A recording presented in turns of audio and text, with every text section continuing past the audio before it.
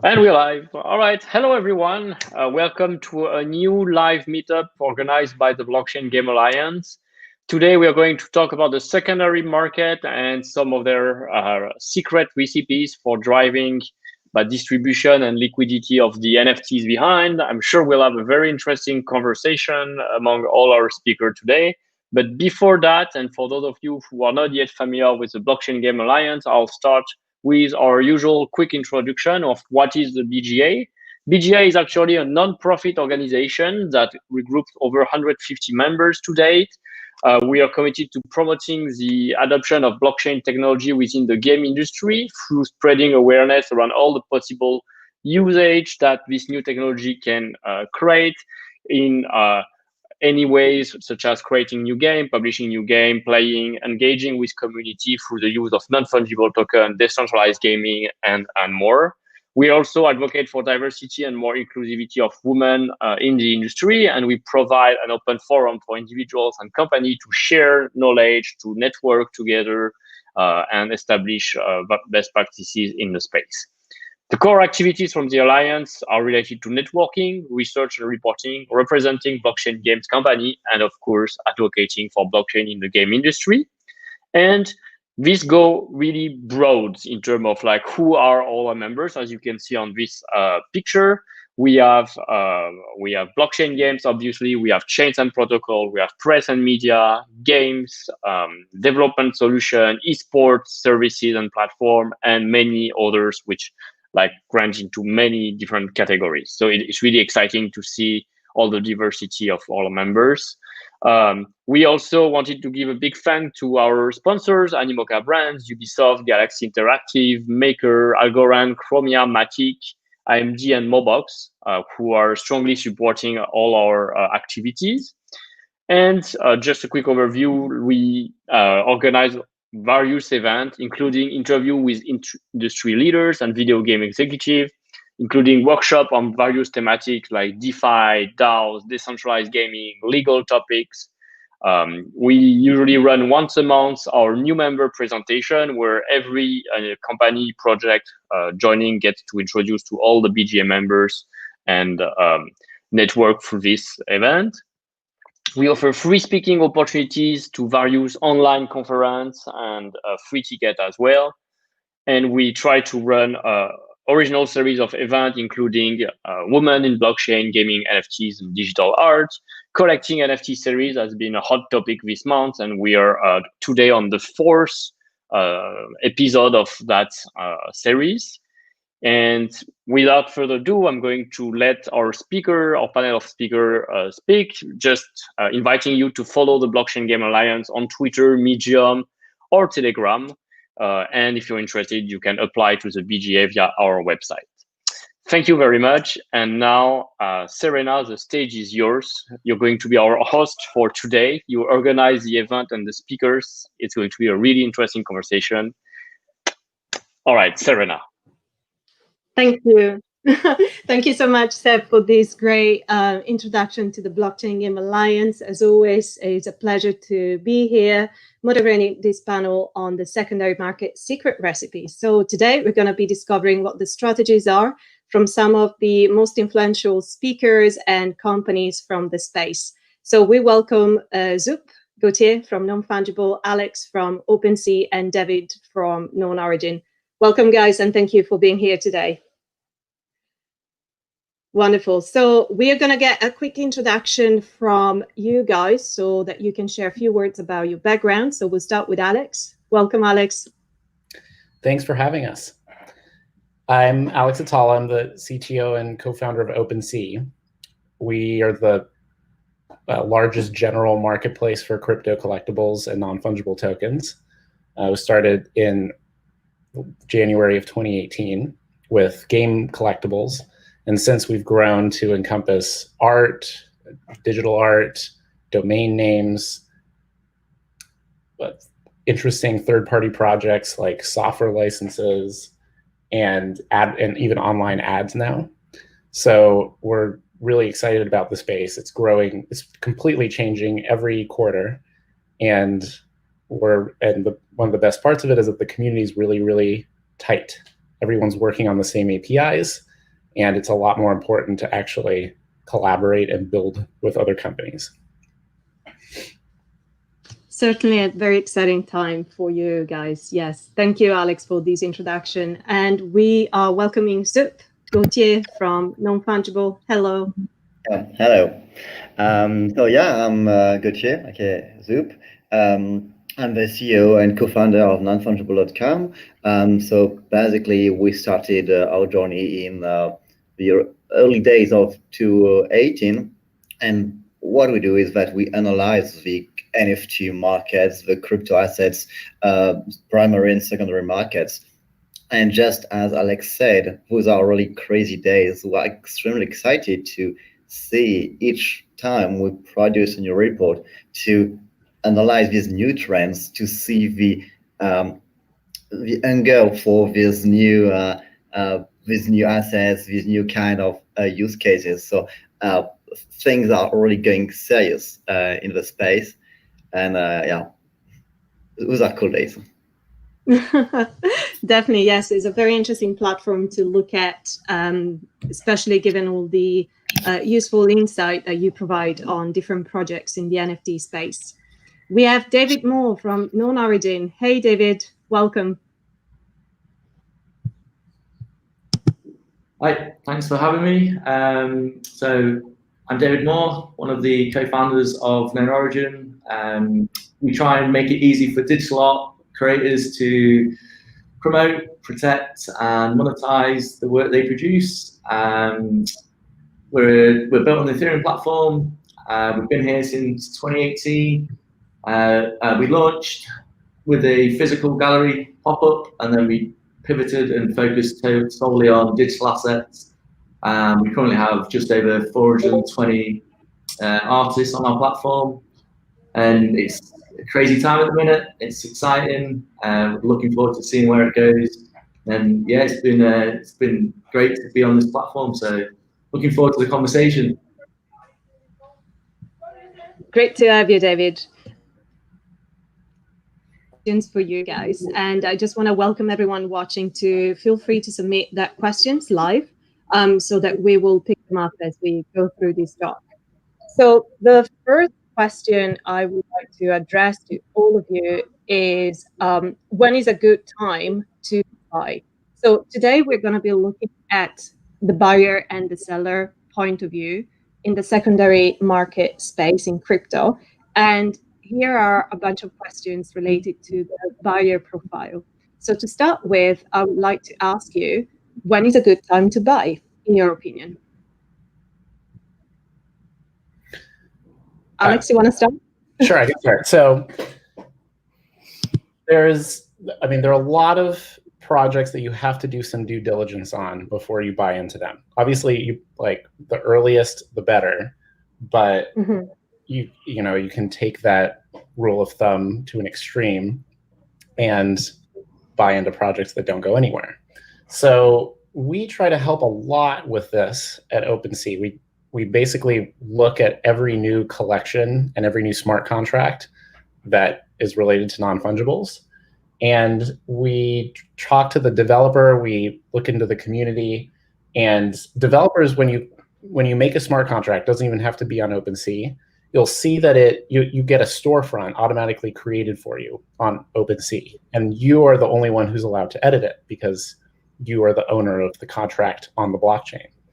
And when you edit it and add metadata to it, you can request it to be whitelisted or safe listed.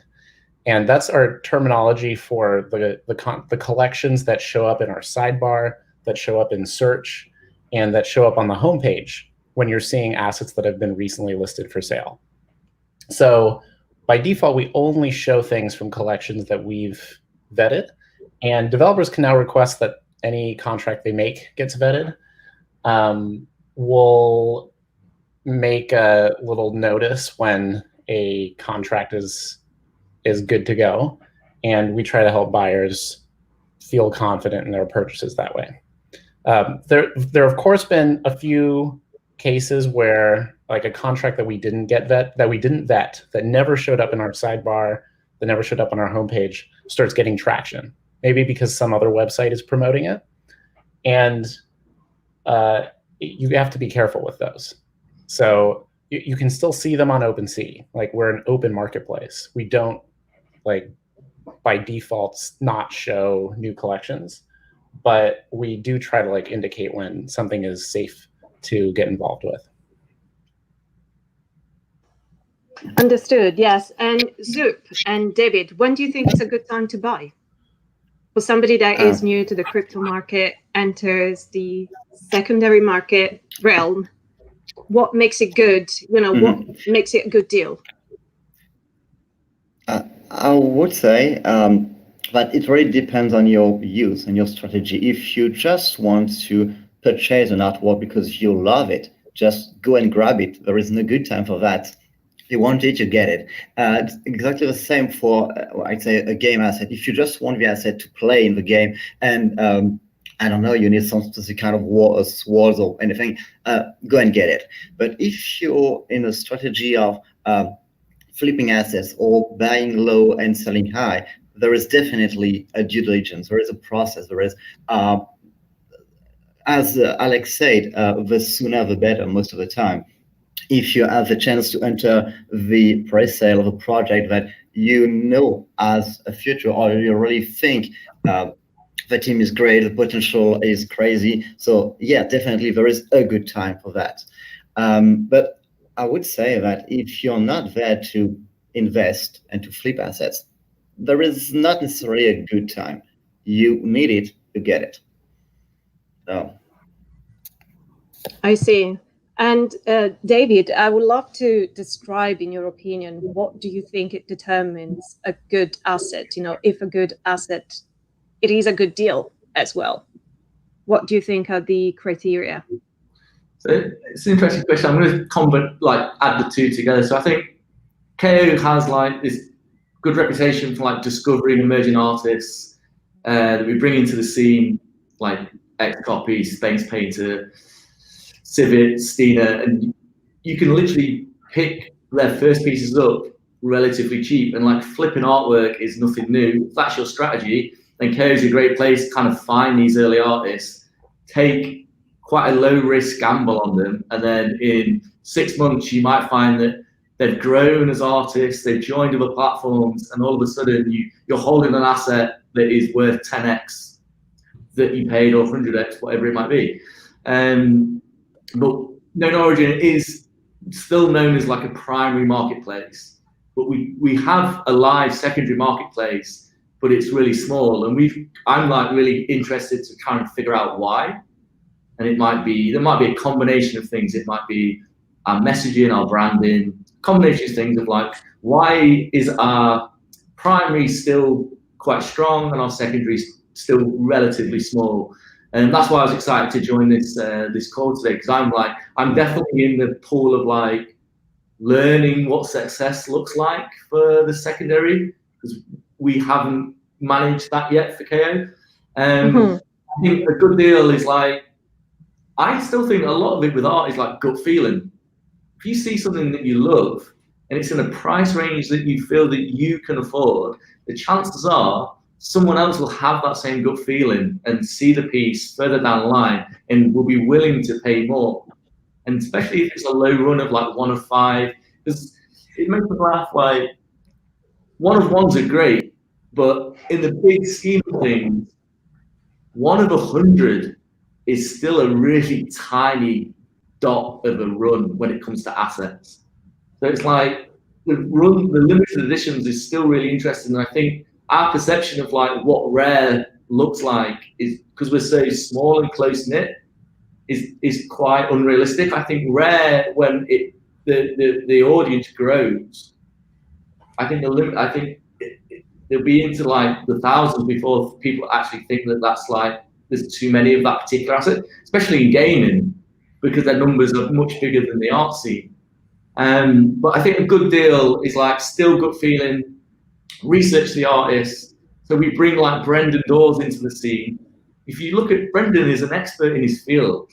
He's an acclaimed digital artist, and he's like all of a sudden in this new crypto art scene. So like research the artists, and if he's selling things for like free ETH, if that feels like a good deal for you and you've researched who this person is, then you get it early, buy early, and then in 6 months' time, you know it's a smart investment. Mm-hmm. That actually leads to my next question, which is about, do you always buy for a low price and resell for a higher price or not? Or do you think that is a good strategy? I mean, of course, the reward, the monetary reward, it is good, but is there anything else that we might look at? Zup? Or Alex? What are your thoughts about that? Yeah, I mean, basically, the good strategy is to buy low and sell high. But sometimes, and I know someone that does that, you can buy high, knowing that these assets, even if you purchase them for a really high price, could worth even more because they are the rarest, because they are unique, or they are just making history. We had these conversations a few months ago, Serena, about the artworks from P-Boy. And definitely some of his artworks are the first time that someone tokenized a street art piece of art. So yeah, that's crazy. That's something that even if you paid a lot for that, that's history. So that could worth even more tomorrow. So once, just like David said, it's really a question of feeling. If you think that what you have in front of you is unique or is maybe just underestimated today, even if you pay a lot for that, it's potentially still a good strategy. Yeah. What are your thoughts, Alex, on that? Well, we've there have been some pretty successful collectors who we've seen get involved early in projects, and that I feel like that's a much stronger rule of thumb than just buy low and sell high. If there's a project that looks like it has strong this feeling of legitimacy, for example, Ethereum name service, when they were doing their short name auctions back in October, you know, if you go follow the project, check out the developers, check out the founder, look into Nick, see the work that he's done, Arachnid on GitHub, look at the plan for Ethereum name service, look at the partnerships that they have, the companies that have integrated it. Project is legit. And it's just one of those like top 10% projects that you know, there's just tons of people, all of whom have high levels of scrutiny, who have all vetted it. So when they do something like launch their short names, they auctioned their short names on OpenSea last year, the people who get involved in the project feel a lot more confident. And you know, you get the names that you get, and their value goes up over time as more projects adopt it, as the roadmap moves along. And we've seen this happen to loads of projects. And there's tons of legitimate projects. There's a lot of illegitimate projects too. So getting involved early, buying the things that you really like. With art, especially on KnownOrigin, KnownOrigin has like it's very appealing to indie artists. It's got a big long tail. And there are a lot of pieces. I'm not like an artist myself, and I don't have you know, I'm not an art critic, but there are definitely some pieces where I just see it and I can tell it's expensive, and I don't know anything about the artist. So without having some big name for yourself, you can go on, and by being creative and good at digital art, just using your own computer, you can make a business for yourself. And I think the primary marketplace is super important for that. And that's something that KnownOrigin has. And I think you guys should embrace it. It's like the key entry point to a whole new wave of entrepreneurs, like artist entrepreneurs. So the buy low, buy stuff that you just innately appreciate for its aesthetics or the way it makes you feel, and buy things that you'd be okay if you couldn't sell. And I think you'd be surprised at how much they tend to go for. That's a great point, Alex. Is that people buying things because they appreciate it first, and if it doesn't sell, they still got that love for it. I think that's really important as well.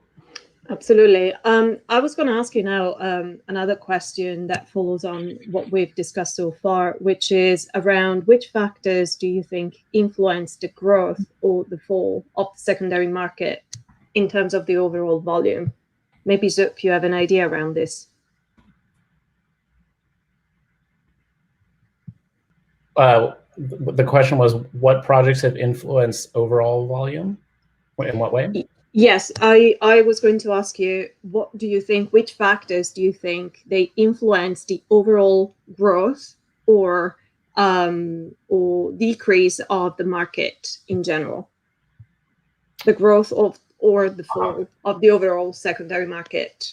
I'll share my screen and my slides in a moment as well, so that we can look at the questions together. Yeah, so I mean, I'll start with the obvious one is CryptoKitties. Like, they built the market, and they also had pretty good retention, a decent number of active buyers who continued going into that game, like even to this day. Gods Unchained had not as many unique buyers, but they definitely had a lot of volume while they were doing their card sale starting November of last year. And they also had something interesting where they just minted the most non-fungible tokens out of any project by far. So that project bumped the space up.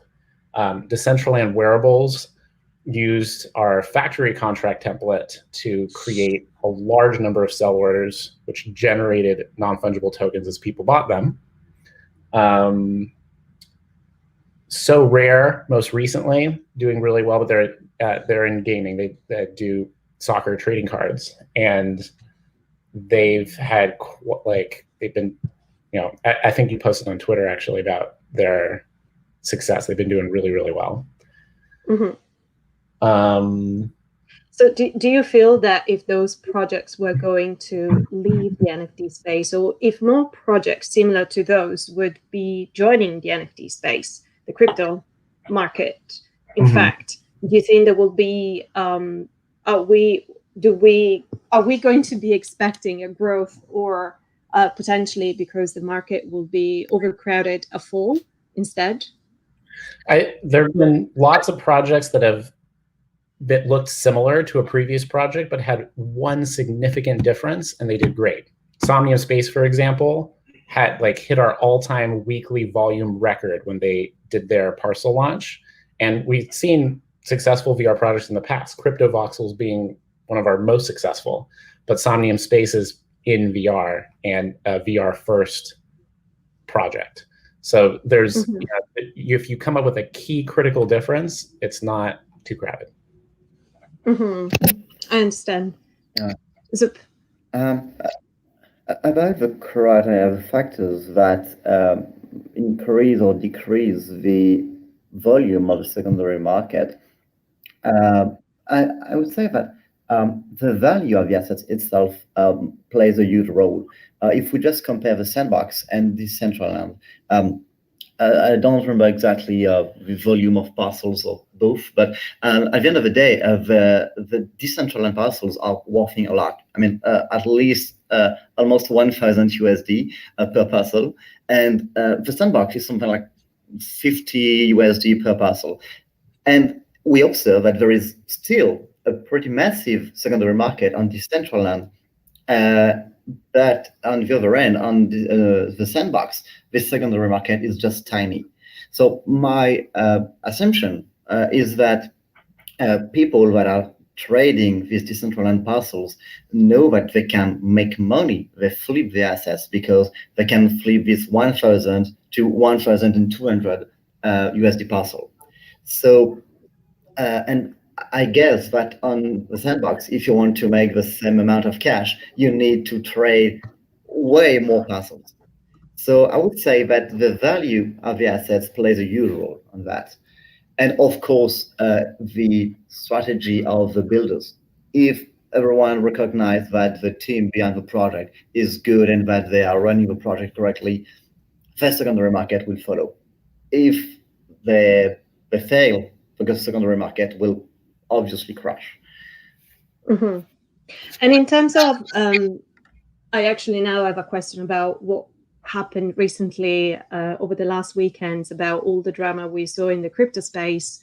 And I was interested in asking you if you think whether these would influence, in a way, the secondary market. So we're talking about collectors coming into platforms and then leaving those platforms or promoting personal projects. How do you think that would influence the secondary market? David, do you want to pick this up?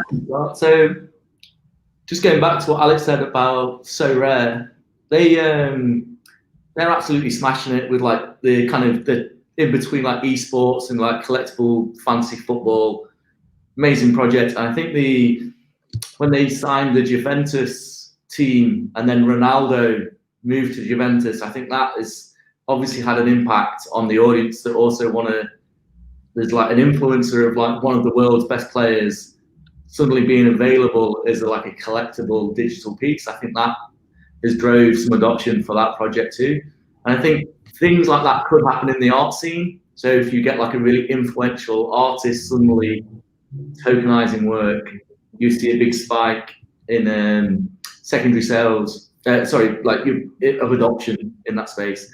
So we've seen that when async art came to the forefront, and there was lots of kind of promotion, kind of when they launched, and all of a sudden the people that were selling well on async, we saw a big spike in people trying to find early works on KO by the same artist on the secondary market.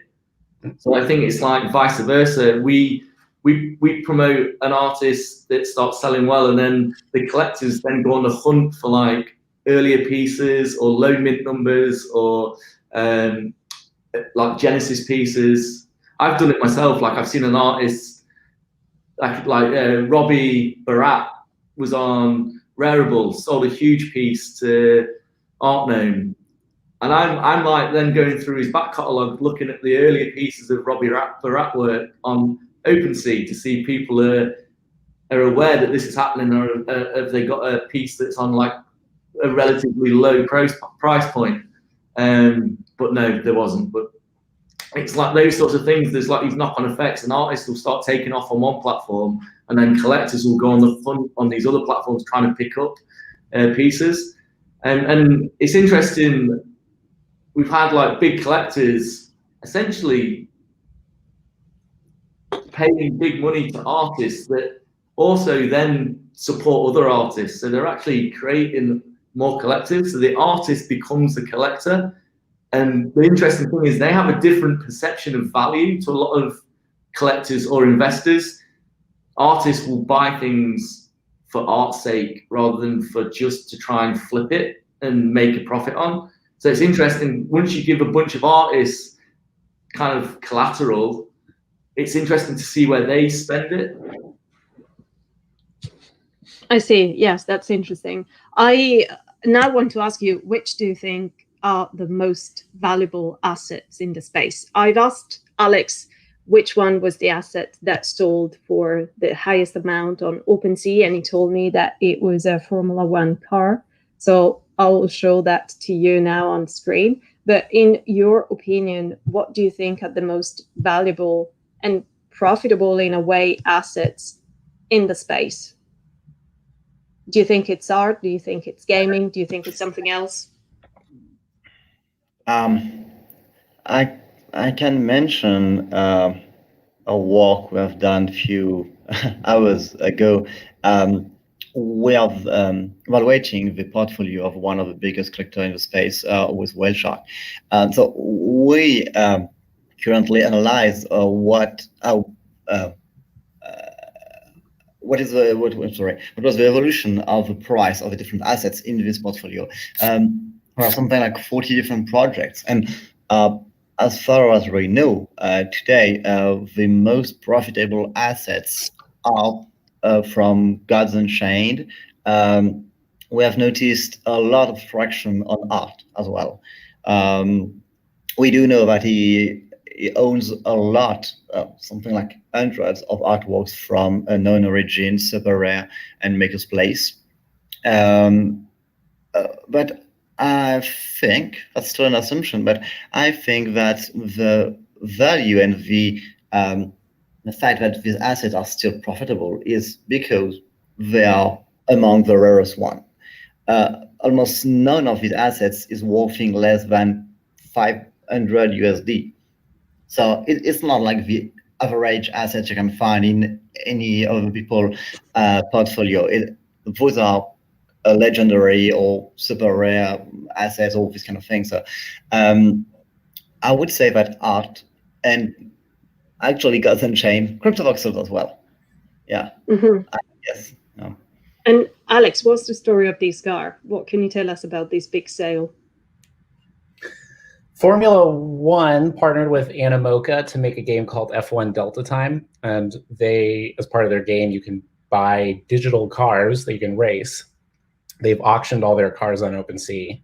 And their first car, the 111, sold for 416 ETH, which was like about $120,000, I believe, at the time. This was an English auction. So it's one of those auctions where it goes to the highest bidder. We've seen mostly VR land parcels and game items take the top spots for highest sale price. Some other top sales, like as was mentioned earlier, Gods Unchained has a couple really rare cards that were also auctioned on OpenSea. One sold for 235 ETH last year. We've had some big bundle purchases, mostly of VR land. One from Crypto Voxels for 250 ETH. There was another from Somnium Space for 145 ETH. There have been some other games pre-launch that had big English auctions, like the Neon District Boss for 141 ETH, and also some domain names. Amazon.eth sold for 100 ETH on auction. Recently, we had an Unstoppable domain sell for 230 ETH, and that's actually the highest single non-bundle secondary sale that we've had. And then in terms of top art projects, Async Art, I believe, is the highest, holds the record for a pure art non-fungible token. First Supper sold for 103.4 ETH. Coin artist Marguerite de Courcelles torched Bitcoin piece. She tokenized it and put it on English auction, and that one did pretty well too. Super Rare has had one that did pretty well. So there's quite a few in the art space that are growing, and art's definitely like one of the fastest growing verticals on OpenSea. So we're seeing art catch up with gaming for top sales. Yeah, which is interesting. I think, from coming from a more traditional art background, I can definitely tell you that is something that you would not expect happening, but crypto made it possible. So that's very exciting to see. I want to ask you, because here we're kind of sharing the secrets of what it means to be on a secondary market, navigating the secondary market and get the best deals. So from a user point of view, if you've purchased an asset, what do you do to make it more valuable so that you can resell it? What are your strategies to make that piece of work, asset, whether it's gaming, whether it is fungible or semi-fungible, for example, that could also be interesting. Which strategies would you apply to make that work more valuable or profitable so that you can resell it in the secondary market? Any thoughts on that? The first thing that comes to mind is building something. You can now, all of these assets are programmable. It's like so do you think that functions, for example, that's what you mean? Sorry to interrupt you, Alex. Like if an asset says functions that you can apply to it, for example? Is that what you meant? There are some assets where you can use them in game, and I can't give like a specific example for one of those for how to boost it in value, but there are definitely some where if you win game rounds with it, it grows in value. I believe My Crypto Heroes, which was another project that boosted the whole space and was really big in Japan, they had assets that did this. You can, I mean, if your piece is like a land parcel, you can build on top of it in the metaverse, like in Decentraland, in CryptoVoxels, or Insomnium Space, or Sandbox. And if people's attention gets drawn to your parcel, it goes up in value. There have been people who've created pieces on like art pieces that they've tokenized as NFTs and then used as a part of something else. Like maybe they put it on Nifdex, or they made a puzzle out of it, or they incorporated it in a game as artwork that's inside of a game. And as a developer, if you're a developer, you know a little bit of JavaScript, you can build some pretty cool experiences around pieces you own. So you're not like totally out of control and when you buy a piece and you're wondering how to increase the value. You have control over its destiny in the internet.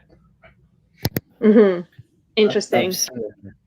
Yeah, I totally agree. I mean, part of the job is to use your asset. If it's an in-game asset, just upgrade it. If it's a parcel, you can most of the time build on top of it. And sometimes there is another strategy that is, I'd say, even more simple. It's just about marketing. If you own a piece of art and you know that this artist is not yet famous, just highlight it, just promote it as much as you can on different channels. To give you just a concrete example about that, I guess that most of you know Matti, the cell blogger. Currently, everyone knows that he have a lot of parcels in Decentraland, and his activity now is not only just to trade assets, but as well to promote Decentraland as a project, to generate traction to that project, because the more people will go to Decentraland and understand the use case, the possible use cases, the more investors there will be. So that's a totally different strategy, but makes sense, in my opinion. And David, what are your strategies? What do you think in terms of growing the secondary market on KnownOrigin? What would you recommend for people to look at for raising more interest around the assets? It's similar to what Zoop said. So we're still learning what like success looks like for our secondary marketplace, because we've seen that obviously it's not got the liquidity as some of the others. But I think if you've got an asset that you love, then just talk and share the narrative around who the artist is and shine a light on the artist.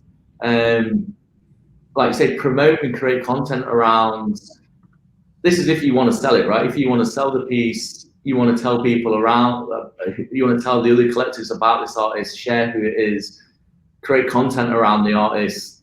And because usually collectors like to have the background story, an anecdote around the process, what inspired the piece. And it's those stories with art that people usually buy. As NFTs and assets, interestingly, art's almost less complicated, because with most other NFTs, you need utility. So you buy a thing on the premise that you're going to be able to use it for something else, like a game, or to build a city, or to play a fantasy football game with and build a team. With NFT art, you buy it because you just enjoy owning that piece. And things like CryptoVoxels and Decentraland allow you to then display the piece, but it's like you don't have to have an extra utility just to enjoy it as a digital art piece to start with. But yeah, if you want to on the secondary market, talk about why you purchased it and why you think the artist is going to be successful going forward. Interesting, yes. And what do you think about the gas price? Do you think that it's going to sort of bring the secondary market a stake? What are your thoughts? My thoughts on gas? Yes, everyone's thoughts. What do you think? Do you think that it's going to sort of make the secondary market, crypto market, like sort of crumbling down or not? I think we've got 20 days before we have to realize what's next. Yeah, so, gas right now is 20 days and counting. Yeah, 19 days. We've seen it. The data shows us that we've gone from 200-300 mints to 0. So it's like, if for KnownOrigin, right? If artists have stopped uploading work and collectors have stopped buying, what's the future look like? Mm-hmm. Oh yeah, there's definitely been a big slowdown. The current gas price is 468 gwei, which is about 10 times higher or more than normal. So it's just, you can't use Ethereum, not effectively. You can still put things on sale and make bids sometimes on OpenSea, but like actually buying the item is just not, it's very hard to do unless the item is very high value. So we're working on adding some EVM-based blockchains and side chains right now to make it like basically super easy and cheap to buy and sell things. We've been kind of discreet about which ones we're doing. So if you're curious, you can reach out on Twitter or in our Discord to ask about it. But basically, it's, you know, if you want to build on an EVM, like a EVM meaning Ethereum virtual machine compatible blockchain or sidechain, we're going to support a couple in the near future, and it's fairly easy to port code to another EVM chain. You change your URL that you hit to read blockchain data, and you're going to have a new smart contract. But otherwise, we're very actively working with developers to help them move over too, and yeah, that's kind of our stance on it. It's like our top priority right now. Mm-hmm. Yes. And yeah, go on, Zup. Yeah, I mean, I agree that there will definitely be a slowdown due to the extremely high gas fees. I think that and to be honest, I haven't double checked that, but I guess that the sales that will occur during this really high gas fees period are the most expensive sales. You won't buy a 2 USD assets for 50 USD gas fees. So I guess that the people will consider only purchasing really expensive assets during this period. Mm-hmm.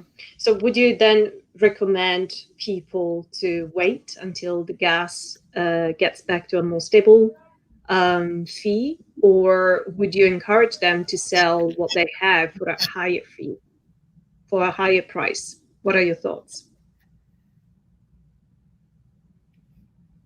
I don't know.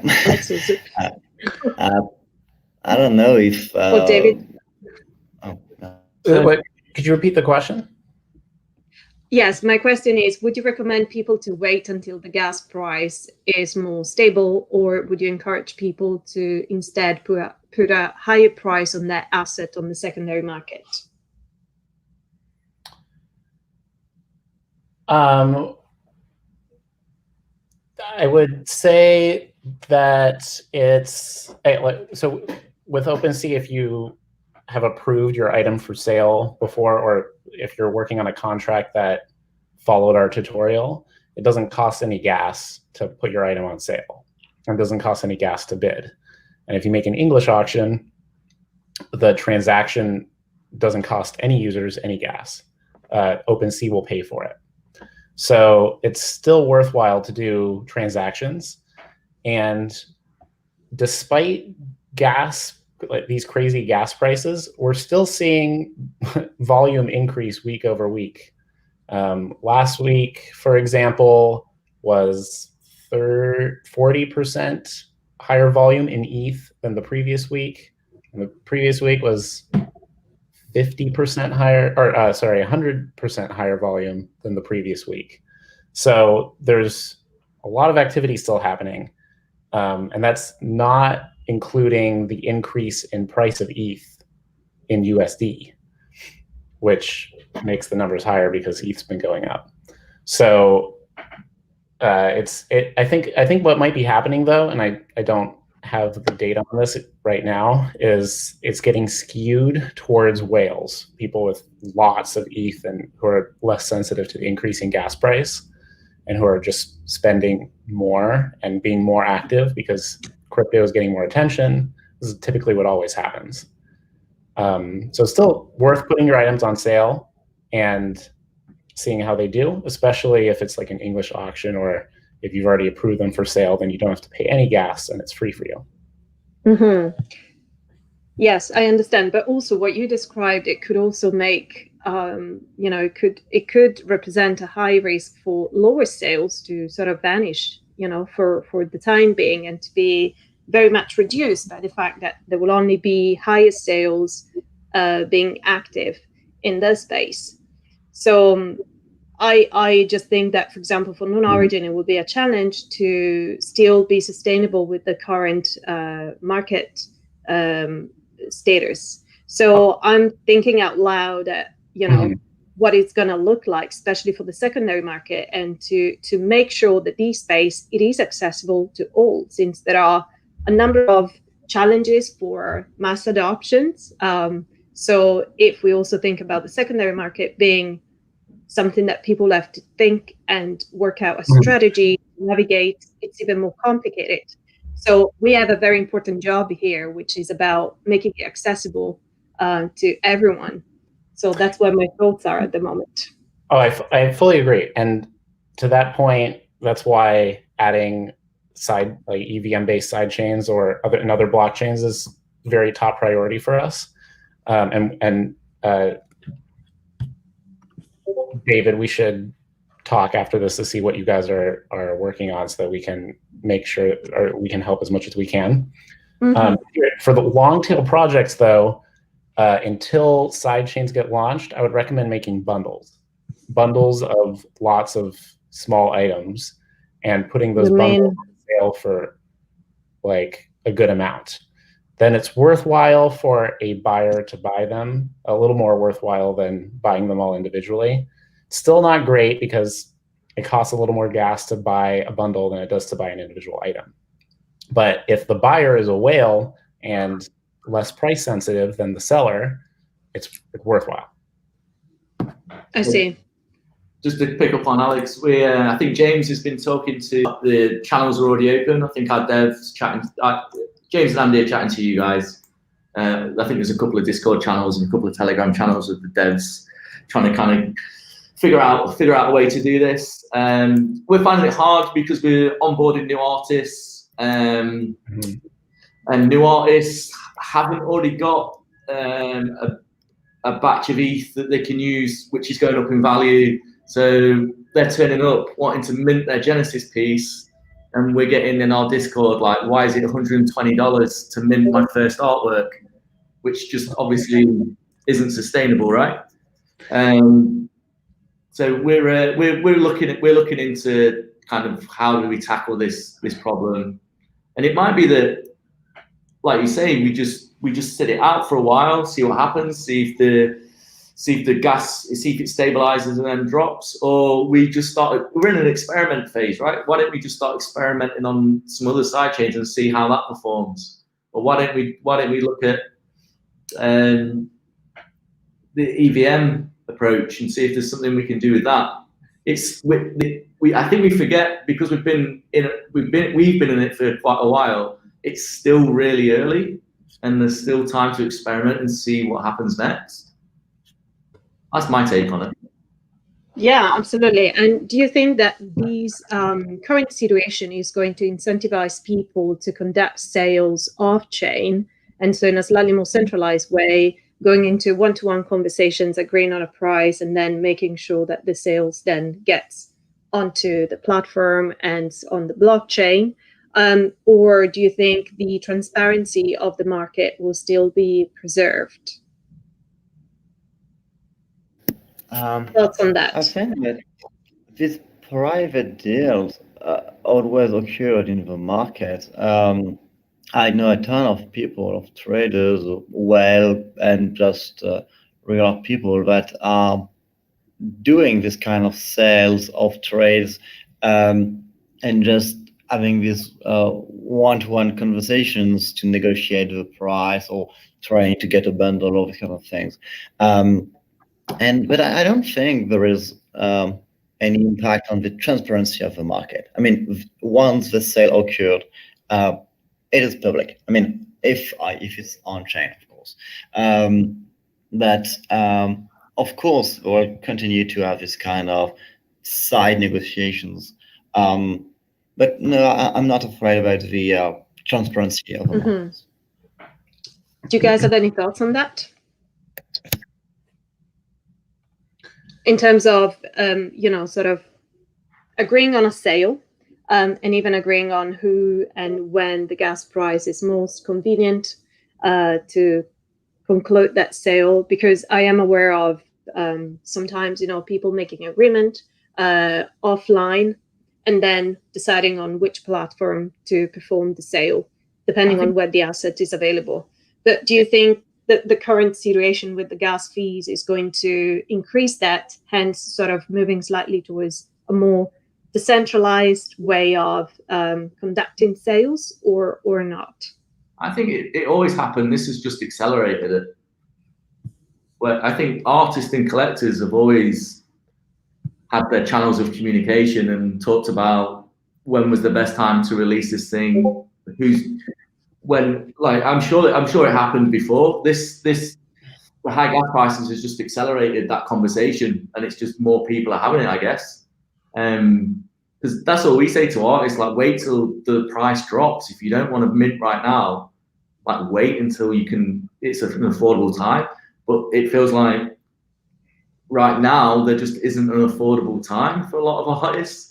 I think the conversations with collectors, we have a collab at the minute, and we've said, why don't you split the gas so you can get it out? And the two people that are collaborating have said, yeah, let's split it. And that's not on chain. That's a social contract that have said they're going to split the gas fee. But I'm sure collectors and artists are talking to each other about how to get around this. Yeah, probably. Probably, yes. And what are the challenges of an healthy secondary market, according to you? So how do we build an healthy market?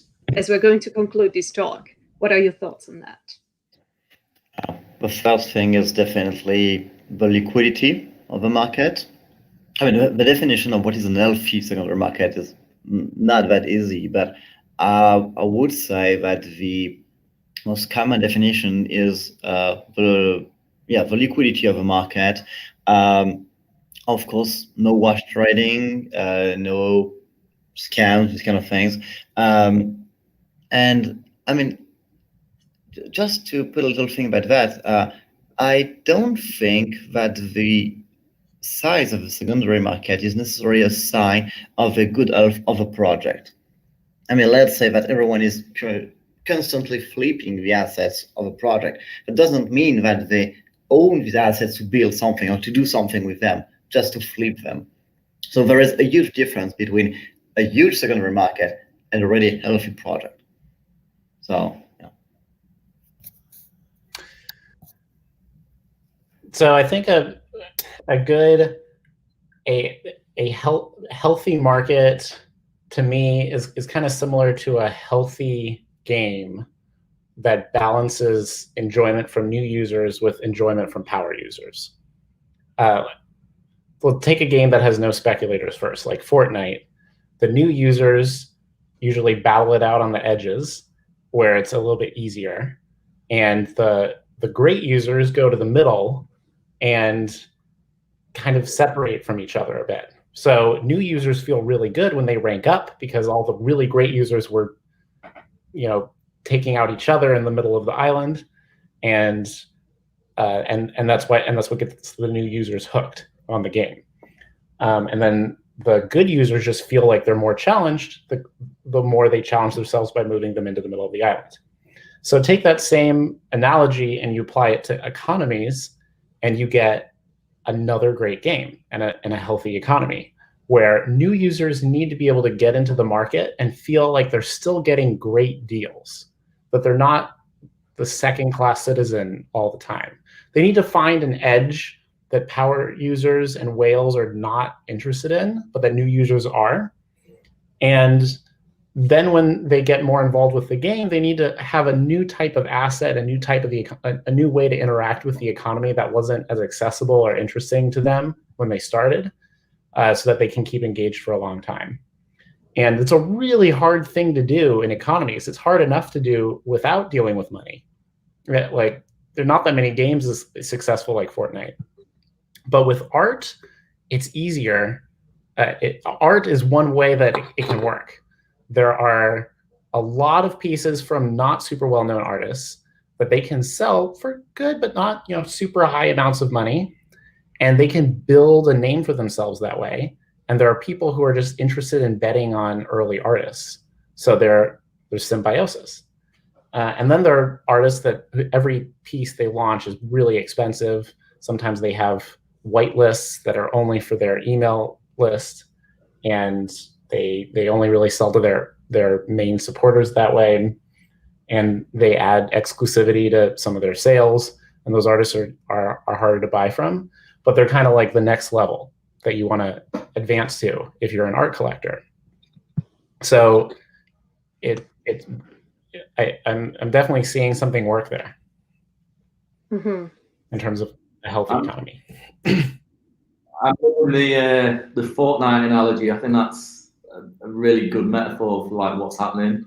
And with KO, we're happy to be kind of that on-ramp to bring all these new people in and build up the artists to that kind of middle of the island where they grow their reputation, and then it can start mixing with like you say the established kind of few that are out there. But yeah, that's a great analogy, the Fortnite analogy. Yeah, absolutely. Sorry, guys, I've lost you for a few seconds. My internet dropped, but I'm back. I'm back with the last question for all of you. Since we're all CEOs and CTOs of different companies working in crypto, I would like to ask you to conclude, what are the secrets to build an active and healthy secondary market as a CEO? So I know we touched on these points already, but think about you now and the role that you have within your organization, and what do you think are your strategies or your secrets to create a healthy secondary marketplace? Two things for me: it's community and relationships. That's it for me. If you can get the right community and build the relationships between the artists and the collectors, the secondary market comes. Thank you, David. I totally agree. I just want to add something about that. It's about the use. That's something that is, in my opinion, the most important thing is what is the use of these assets? If there is no direct use, the secondary market will only be about pure speculation. So at the end of the day, one day, it will likely crash. If there is a use, let's take the example of my crypto rose. There is a crazy secondary market with people trading assets each week for more than 10,000 USD. That's amazing. Because these assets are making a sense in the game. They can use it. So as long as the assets does have a use case, I would say that's healthy. Interesting view. Yes, the functions of the assets are very interesting to look at. And what about you, Alex? What are your challenges? Well, I'm the CTO, so my focus is on speed and reliability. But we try to improve those constantly at OpenSea. So now we're full force on doing that, on a sidechain or EVM-based blockchain, so that we can continue going with speed and reduce the cost of using the app. But on top of that, I would say talk to users all the time. It's the most important thing to do. And people constantly lose sight of what they're building because they are basically coding for fun. Don't code for fun. Make a good product and talk to people who want it. Make something that people want. And we were very active in Discord. We've been from the very beginning because it's a great way to talk to users. But there's lots of other ways. And we try to make a really good buying experience so that anyone can discover new things, see how they're doing, see volume trends over time, look at each category, look at how different assets are trending, and make good collection decisions. Absolutely. You all touch on a very, great variety of things that everyone should be looking at if a CEO or a CTO of a company. Well, guys, it's been such a great pleasure talking to you. I think we've discussed a great topic today. I hope everyone watching had a great time. Keep sending questions through. We'll pick them up on social media. And once again, thank you so much, David, KnownOrigin, Zup, nonfungible.com, and Alex from OpenSea to joining this talk today. And thank you to the Blockchain Game Alliance for hosting this event. Thank you so much, guys. It's been a pleasure.